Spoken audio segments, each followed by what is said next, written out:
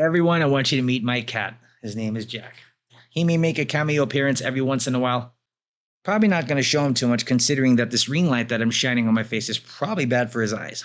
I'm not trying to have him get cataract surgery before I do.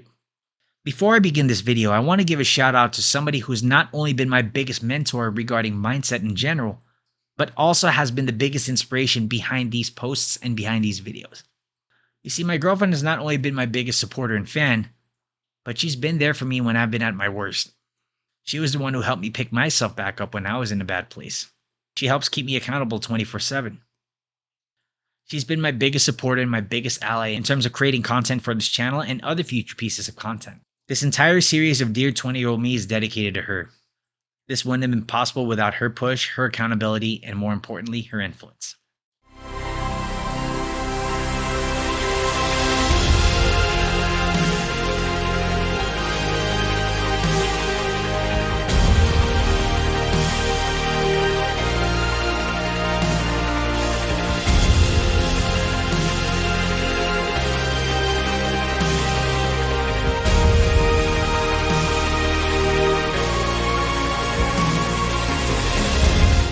What's going on, guys? This is Felix here again with another episode of Dear 20-Year-Old Me.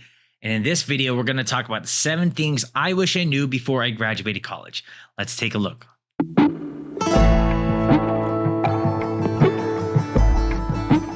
All right. So, college. For some of you, it may be a reality. For some of you, it may be a consideration. For some of you, you may never have even gone through college. And that's totally okay. For some of you watching this video, you may have gone through some form of formal education, whether that be high school, middle school, elementary school, whichever the case may be. Almost everybody who is watching this video is familiar with what formal education can bring you. In formal education, there are certain things that apply in a classroom setting versus outside the classroom setting. For some of us growing up, especially me, sitting in a classroom setting was not very comfortable, as you not only had to sit down and you had to keep still and pay attention to class, but there are other things that were just naturally disrupted that I was just naturally better at. Now, I'm not blaming school at all, but what I'm here to talk about in this video is the mere differences that school brings versus what real life brings. My only wish was that when I was in my 20s, someone told me all 7 of these things. There's obviously a lot more than 7 things I want to talk about to my younger 20-year-old self, but nonetheless, these are the 7 things I wish I knew before I graduated from college. Number 1, there's no syllabus outside of school. If you're not familiar with what a syllabus is a course structure. It's a guide, essentially. And it's a structure that outlines how the course is going to go, what the expectations are you're going to learn from the course, how are you going to go through the course, what kind of office hours are available to you. Professors do have office hours. They have designated hours outside of class for you to just go ahead and meet. And it's basically just an open door policy for you to go ahead and walk in, ask questions, and probably get some help with homework or assignments. In addition to office hours, you also have an outline on how the course is going to be run. More or less, you're going to have a week-by-week basis on what items you're going to be learning. For some professors who really like to go nitty-gritty on the nitpicky, you probably get structure on what you're learning per day instead of just per week. For some professors, they have a final project outlined at the very end of the course. Some professors will go ahead and outline reminders per week on what you should be putting in the final project, as all parts of the course lead to application into the final project. And throughout the entire course, you're going to be having instruction and more or less a lot of step-by-step guides from the instructor. Of course, a lot of these do come in the form of actually attending class and attending lectures and taking notes. But a lot of what aids the succession or the completion of this class and getting a good grade comes with using your resources that are more or less given to you in the form of a textbook that the teacher recommends to you, or really good guides and pointers on coursework that is otherwise, of course, handed to you by the teacher. For years, many people who go through school get conditioned to follow a structure, to follow a course outline. And by the time some people manage to graduate out of school, a lot of people are more or less culture shocked. I can even say with confidence, even the people who have worked part-time jobs in addition to doing part-time school, or vice versa, full-time jobs with full-time school while being a full-time parent, have also experienced a slight culture shock as well. Outside of the structure that school provides you, There's no surefire way to get things done. In fact, there's no surefire way on how to succeed in the course that is life. What classes usually give you and what school usually gives you is a fail-safe. In case you fail a course, you have a chance to remedy the course, or rather make up for it by either taking the class again, however long that takes, or by taking another teacher. In life, if you fail, it's up to you to find your own solution to making sure that you don't fail this time. And it's okay. In school, one of the things you encounter as well is that if you make too many mistakes, it can kind of show on your grades. And when you get low grades, you don't pass the course. If you don't pass the course and you don't pass enough courses, you probably won't graduate. And especially worst case scenario, you're either on academic probation or you fail out of school altogether. I'm not saying that the structure that you learn from school or learning how to follow an established structure in school is bad. If anything, there's a lot of great that can come from following an established structure. If you are very aware and mindful of how to follow an established structure, you pick up the things in that established structure that work well for you. If you know how to make a routine that definitely works for you in terms of completing your assignments and completing your goals and completing your tasks to fulfill those goals, that's definitely something that school can definitely teach you. However, the main facet of this point is simply that you must create your own structure. Once you've graduated from college or once you've graduated away from formal schooling, you must create your own structure. You don't have the training wheels that school will provide you. You don't have the training wheels of following an established schedule. You don't have the training wheels that come with following an established structure that many professors or many teachers will provide with a syllabus, a detailed outline syllabus. Rather, take this time to find out what is purposeful and what is meaningful in your life. And once you find out what is meaningful in your life outside of school, you must create your own structure and you must create your own routines that will help you merit what you want and what is more meaningful for you in your life. Number 2, networking goes from a necessity to an essential. If you're involved early on in your schooling years, you know how important networking is. Networking comes with establishing relationships with many individuals that you come across. If you're involved in clubs or sports, networking comes just by building relationships. The word networking contains a very goal in and of itself in the word networking, in the sense that you're taking the steps to build a much bigger network. For some people, this is called building your friendship base. For some people, this is called building your friend group. In a college campus, it is extremely important to network. Most schools in general offer certain weeks in the very beginning of the school year or the very beginning of the second half of school year that are delegated to having people open up and network and get themselves involved into clubs. This is the time that a lot of students usually take to not only find what their passions are, but also strengthen their passions in the hopes that they find either fulfillment in their life or they make a career out of it. To add to that, most college campuses offer career fair opportunities where recruiters and other representatives from companies come over to the campus and start giving students an opportunity to either enlist themselves or reach out for more information or look out for more opportunities that can come for them once they graduate out of college. Career fairs give students the opportunity to have an interview firsthand where they can dress up professionally, splice up and present their resume, and pitch themselves to the highest bidder, which is any company they so choose to pick and potentially work with. Outside of formal schooling, where there are designated periods where people come to you and give you an opportunity to extend your network, you, on the other hand, must go out and reach out to people and increase your network by yourself. And that's not a bad thing. It's not terribly hard nowadays. You have many available free resources on the internet, such as LinkedIn, which is a professional networking site in itself, Facebook, social media, Instagram, TikTok. Yes, companies also create TikToks. They're trying to reach out to literally everybody to come and work with them. But still, outside of school, you must make the actions necessary to increase your network. If you wanted to meet up with the people you wanted to work with, if you wanted to meet up with the people you wanted to work with, or you prefer a one-on-one opportunity, then this is your opportunity. Point being, just because you missed out on opportunities then doesn't mean you lost your opportunities now.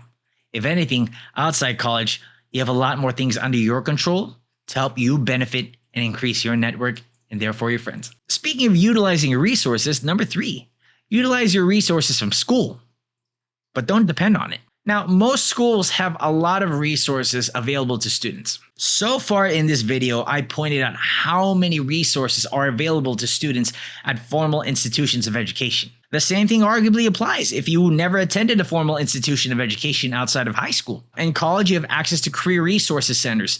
You have access to people who will help you write your resume. You have access to career advancement, to a counselor who will help you with creating a career or even finding what you want to do in the first place. If you're undecided, let alone with your major in college, you have access to plenty of people who not only probably sympathize with you because they were probably there themselves, but can guide you step by step on how to find out who you are, what your strengths are, and how to utilize your strengths once you leave college in a career that best fits you. In addition to the career fair points that I just mentioned, a lot of schools offer a lot of free workshops that outside of school you would otherwise have to pay for at a big event. A lot of schools also offer guest speakers from industry experts depending on the industry that you want to go for after college. Some schools even offer guest speakers in a fireside chat type of interview where somebody from an organization in school will conduct either a one-on-one interview or the chance for you, the audience member, to ask questions. A lot of schools also offer guest speakers from industry experts or other renowned individuals, no matter how controversial. With some of these events, you not only get the chance to get your questions answered by having a Q&A session with the speaker, but you also get the opportunity to probably meet the speaker one-on-one after the entire event has ended. Outside of college, you're probably going to see the same speaker again, but this time in a more formal conference, probably at a convention center, where you now have to pay the admission of a single ticket in order to see them. The resources that school can give you at times can be extremely amazing. But why do I say don't depend on it? More often than not, a lot of people utilize the period of school as a time to go ahead and gather the resources.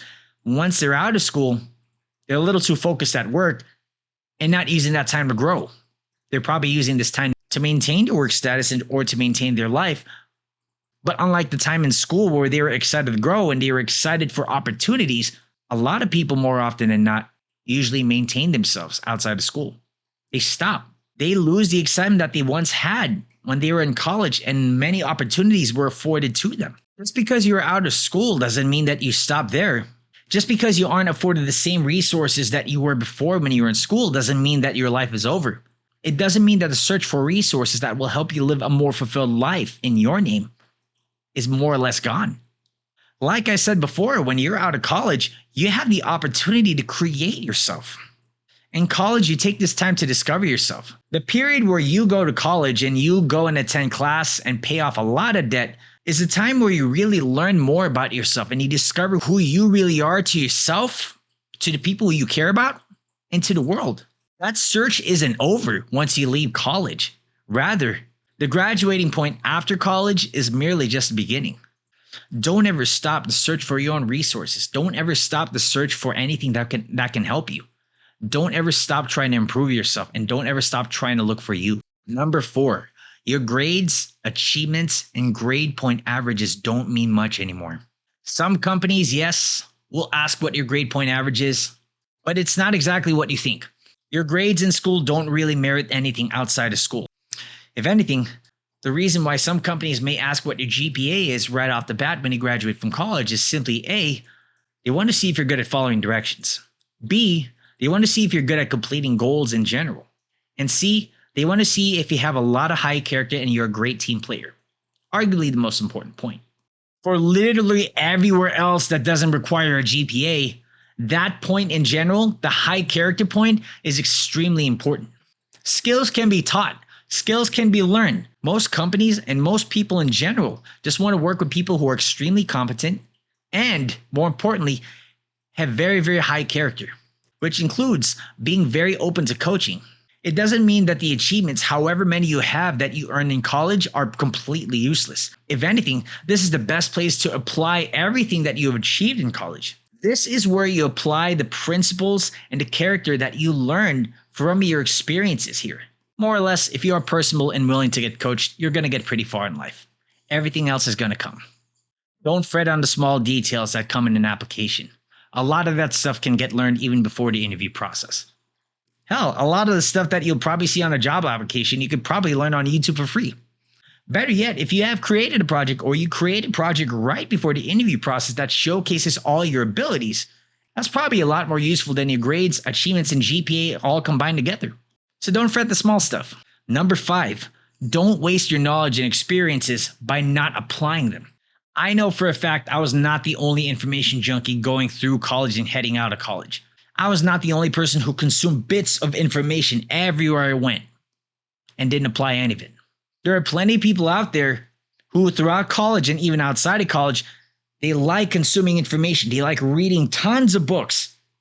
And they pick out a lot of great authors and a lot of great people who create great content to learn from.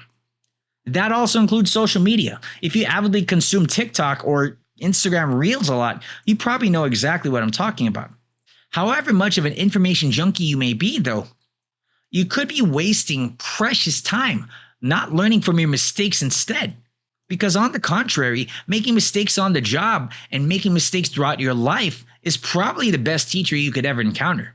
There's a popular quote in the finance world that goes, "It's not about timing the market, but rather time in the market."